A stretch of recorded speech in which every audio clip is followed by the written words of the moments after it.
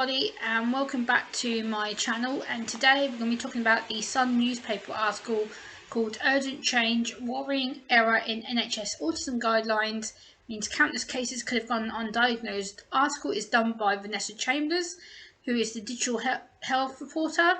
It was uploaded yesterday and updated yesterday. So yeah, I want to discuss my opinion on this article as someone who's on the autistic spectrum myself. And it says this slight mistake could have existed over a decade as it has been discovered. Experts have said that it is extremely important for autism to be diagnosed because without it, life can be difficult and distressing.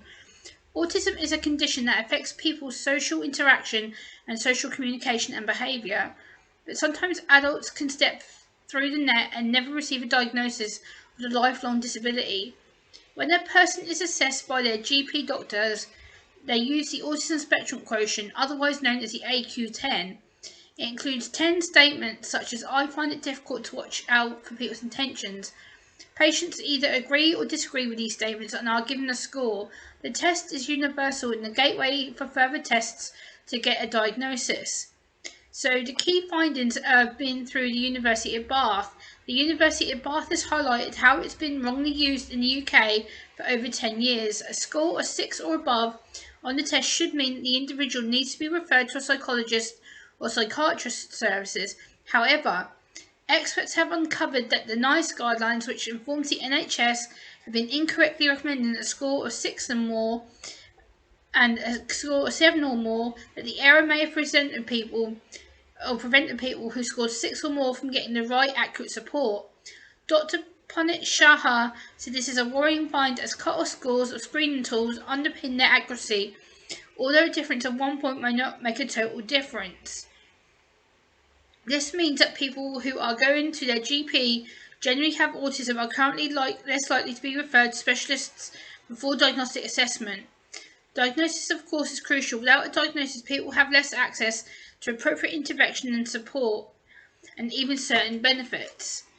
Lucy Waldron, the author of this article, also the Department of Psychology at Bath University, suggests that the findings have implications for autism psychiatry research, said that the errors have caused major confusion amongst researchers, which of the scores to use. If researchers have found incorrect NICE guidance and used the AQ10 incorrectly in their studies, they may need to reanalyse or republish their findings. Gillian Leng, Chief Executive of NICE, has said NICE are currently reviewing our autism guidelines, including the approach to making a diagnosis. As part of this review, we have asked the health professionals to what extent they rely on the AQ10 when to give a decision to offer a full autism assessment. They have told us they do not use the AQ10 in isolation, but alongside clinical judgment. NICE are also currently assessing new published research evidence, which will take all this research into account and update our recommendations when necessary. So, my thoughts as an autistic woman. I must say that this story at the beginning seems to be a fear-mongering story. It's very medical worded to the medical community. Also, I find that this is a worrying issue to that people who have been deliberately missed. I feel that this is not the case at all. I feel that if this is a clinical mistake has been recognised, and why has it taken so long to be brought to the medical world and also to the public domain? In the public domain, of course, it is worrying that this error has been around for at least a decade. I'm concerned about the lack of professional help that was offered to people. If this error has been known about for such a long while, then why is anyone now just taking this time to come forward and to make it public knowledge? Do you potentially think it could cause more adults to not be diagnosed or ask for help? Also, the lack of autism awareness in the system for mental health provision. I'm lucky to be a diagnosed adult, like I said, but the support has been a struggle to get me there.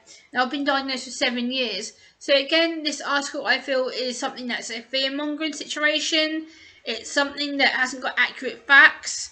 And I feel that they haven't really looked at all the other tools that are used. It's not just this AQ10 that they're on about. You do have more diagnosis outside of that. So you have like the questionnaires, you have the childhood research, you have up-to-date research, you have special interests, you have hobbies, you have parental background, you have family background, school background, and that all comes together and they assess everything that's in what they've been told about you to make that accurate diagnosis. So again, this is very, very worrying, and I don't think it's an accurate article. I think the Sun has dramatised it. So if you agree with me, put a thumbs up and let me know what you think in the comments down below. This video is going to be a members only upload, as I haven't really provided much members only content. And I'll see you on the next video. Bye!